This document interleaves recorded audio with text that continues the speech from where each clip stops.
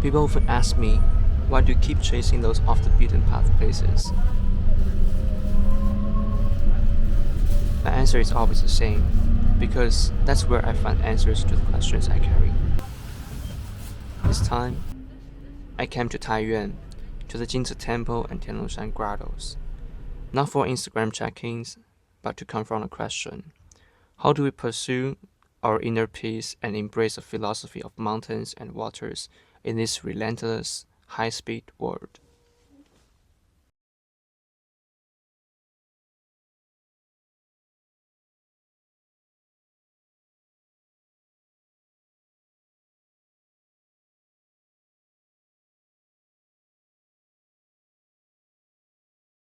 Hi, it's Noah here. Welcome back to my channel. I'm super glad today I'm going to show part of this Taiyuan, and for people who don't want to go to hassling cities like Beijing or Shanghai, I think you can definitely choose Taiyuan or Shanxi as part of destination before we go back to Beijing for departure or just arriving. I got a friend visiting me. Master Tong. So because tonight we're going to head back to Pingyang, which is an Asian town in China. You might see it in a lot of places in Lonely Planet. And I'm going to a true, authentic review about that place, whether you should go it or not. Which means today we only got 1 day of spending here. And there are 2 attraction spots here, which is one Grottoes and then also the Jin Shrine, Jin Temple. So it's December 2nd. It's rather cold here because if you're going to travel in China in winter, especially in Shanxi, do prepare with extra clothes. It's around 10 Celsius degrees. It's foggy here. Years ago in this area, according to the taxi driver we talked yesterday, he said there are a lot of maze, like polluted area, but because recently people control, like the government control the quality of the air, it's relatively better, so you can see a lot of sunny days. But the point is we sort of get lost. Let's ask, where should we go? 我们想去那个公交，然后到那个天龙山那边是。你往上走150米左转就看见。哎，好，谢谢。好，谢谢。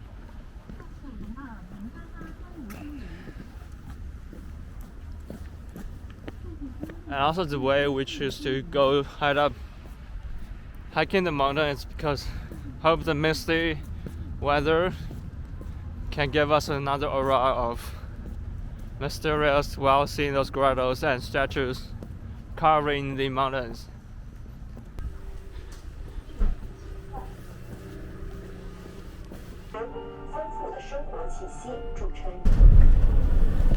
It really feels like you're heading to the mountain, and those in Chinese infrastructures are just amazing. I feel like you're actually driving in the mid-air with those misty weathers and yellowish autumn leaves. It makes you really you feel you're entering into another world, and you somehow know there are grottos waiting you. Just check out how beautiful they are at that moment.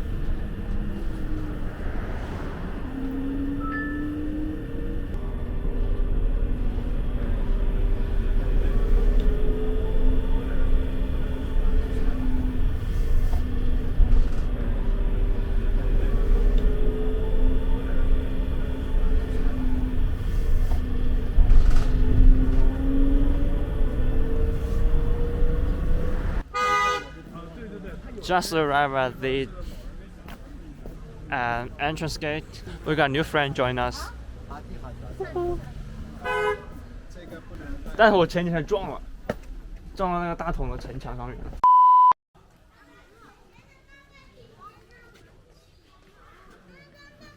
We just passed by through here, and I think we are White Dragon Cave. We got to go to the West Peak Grottoes, and then there's another one in the East Peak Grottoes. And yeah, we pretty much And just at the beginning of this entire attraction spot, let's go to the west at first.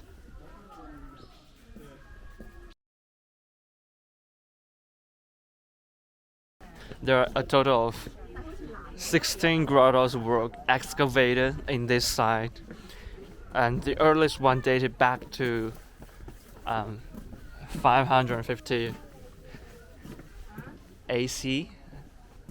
So it's also around 1,500 years ago.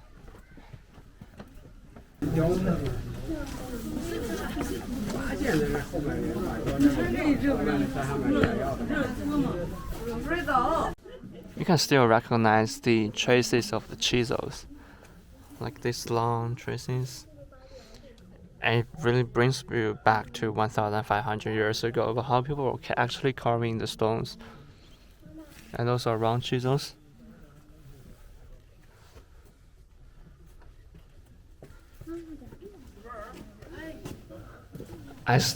This one is my favorite. I feel extremely lucky you can preserve this beautiful Bodhisattva next to me, seeing that fit. Holy crap, and this one on my left. And these two in the center. There are 3 walls and 3 niches. It's quite interesting and also mysterious why they have this triangle shape sitting on top of the columns. 'Cause usually they use that in between 2 columns, and this one is where they transfer the load, and that one normally should sit on top of the columns. So there's a mystery for me. And as you can see, these 2 columns might be added later, as it's quite new, this one. According to those holes over there, you might suspect this cave used to have a front chamber made of wood in this area, but now they're gone somehow because wood is like temporary as usual compared to the stones. And let's go and have a look. Another interesting thing is I have no idea what they use this for. It looks like a motif.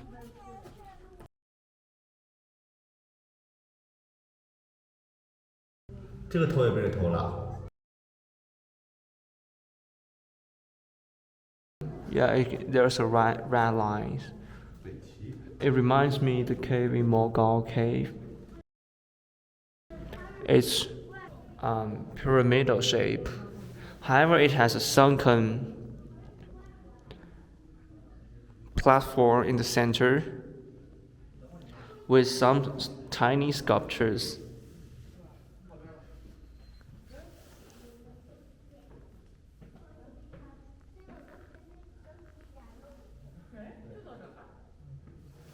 And usually those bodhisattvas sit on top of a lotus platform.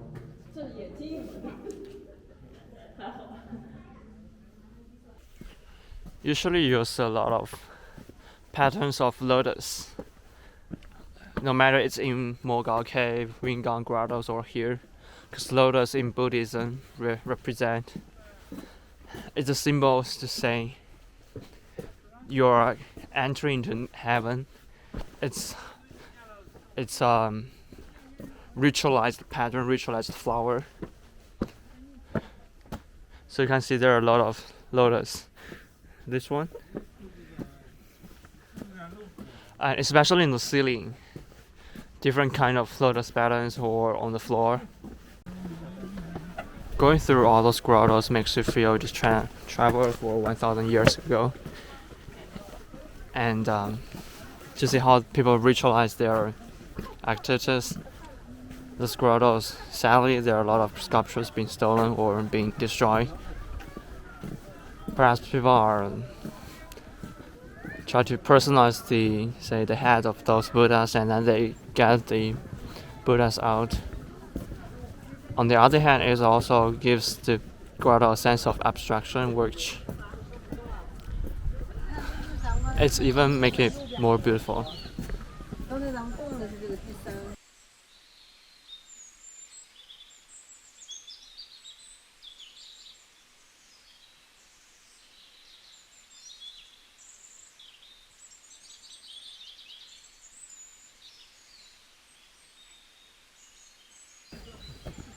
those grottoes are precious art and a sense of history.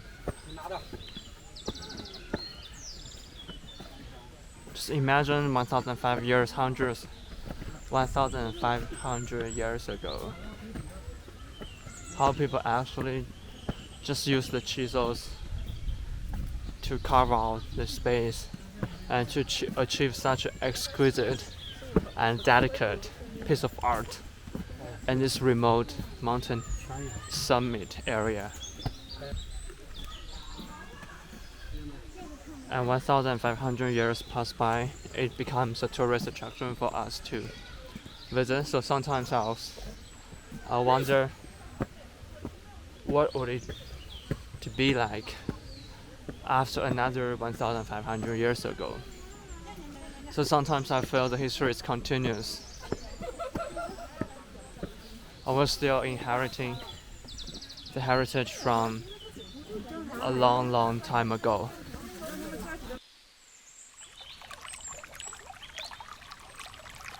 By the afternoon we came to Jinci, the sun came out, and people like me were enjoying the place and autumn afternoon so much. With the fallen leaves and silent stream, I've heard that this park to Taiyuan people is like water to sorrow.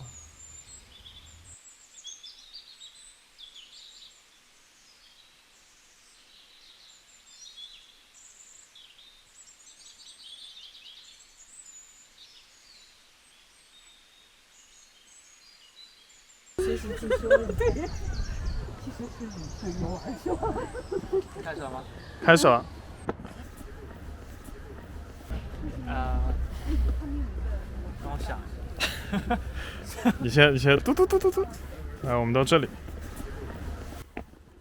你就当你是纪录片主持人。 Right. So, hello, my friend. Welcome back to my channel. It's Noah here, and I'm really glad to show you. Today, I'm the Jin Shrine. It's unlike an imperial palace in Beijing or Suzhou Gardens, like explicitly taste. This one is more.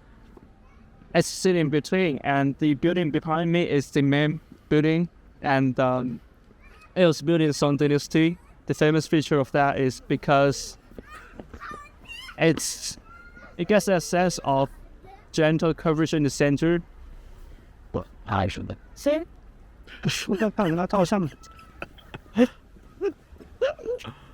And you can see in the center the curvature slightly goes down, and it's not because that building is too old so that the structure is almost built, but it's actually the people who designed this building was imagined to design it like that. And also in a typical Chinese building, it's a Jiadou Egypt. Xieshan, it really stands for super high quality in China. And also blue tiles is super interesting, and people even designed there a diamond shaped pattern on the roof. You can see how exquisite it is.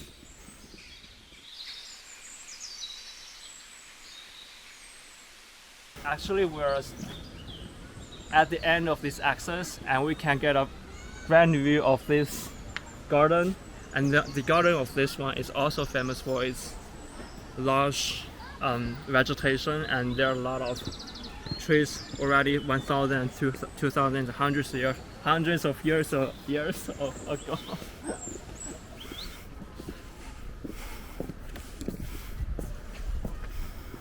And also 尬住了。And now it's around 4 p.m. in the afternoon, and it's really amazing to see a lot of tourism. Because of the recent game went viral, and there are a lot of people actually visiting this place. It's known as Black Myth Wukong. Yeah. Because this garden is actually a composite of thousands of years through different dynasties, like from Song to Tang to Qing and Ming and Yuan. So there are a lot of imperial government trying to add or to add new buildings or take away old buildings, and they take care of this space. Even though this space is not as big as the imperial palace, they actually manage this place so well, and there are a lot of special qualities as you went through this place. As you can see, actually this park is situated in and you can see so many platforms which creates so many rich spatial experience, like terraces, gardens, lower ground and higher ground, and then all the time you can see through it, and that's why you can see so many pavilions. They are not fully block your views, and even though this space is so small, you can still see through diagonally or go straight.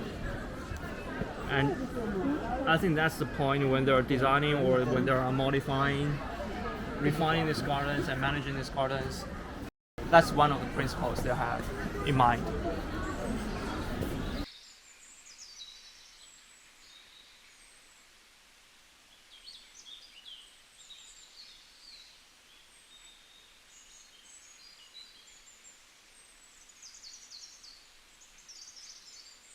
You can say the beginning of this central access is theater. The name of theater is called Water and Mirror Hall. It's quite philosophical and poetic because people are saying the water and mirror is a reflective thing, where just imagine you are standing here and looking towards the theater. You're trying to think about all the things happening on the stage is a mirror of the reality. And while you're turning back, you're looking towards the central axis, and you'll find all the things around you are more or less like a stage, and people around you are playing one in another place, and you are standing here and about to start your journey.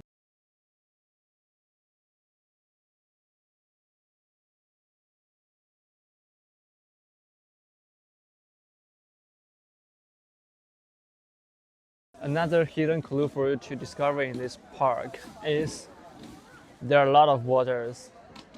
No matter it's in the name, in the form of name, or in the form of stream, in the form of point. Isn't that really interesting? Because if you really count on the area of this water surface, it's really a limited percentage. But somehow while you are working in this park, you feel like water is always around you. Later I got to know all the water I saw in the garden come from 3 springs. Emerged from the wells, the water flows through the garden, nurturing the trees and irrigating vast farmland eventually.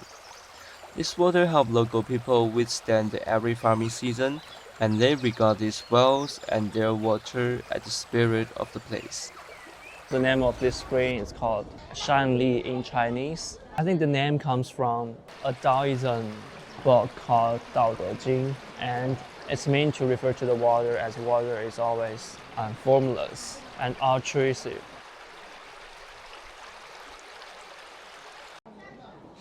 Walking in this Jin shrine, it really makes you feel the depth of this history.